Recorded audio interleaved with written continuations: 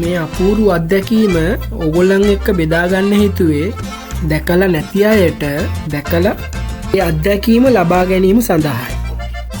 වාහනය හොද ගන්නවා නම් අනිවාර්යයෙන්ම මෙතනට එන්නම ඕන. වාහනේ ගෙවල් වල හොදන අය නැති තරම්. මොකද හොදනකොට අනිවාර්යයෙන්ම තෙල් පොළවට වැටෙනවා.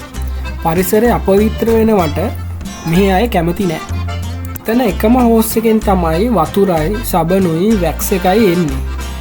මේකේ බටන් එකම බටන් එක අපිට කරකවන්න තියෙනවා රින්ස් එකෙන් ඉඳන් ඊට පස්සේ සෝප් එකට ඊට පස්සේ වැක්ස් එකට. එහෙම තමයි මෙතන වැඩේ වෙන්නේ. හැබැයි අපේ කාලය නාස්ති නොකර විගහට අපි වැඩේ කරගත්තොත් අපේ සල්ලි ප්‍රමාණය ඉතුරු වෙනවා.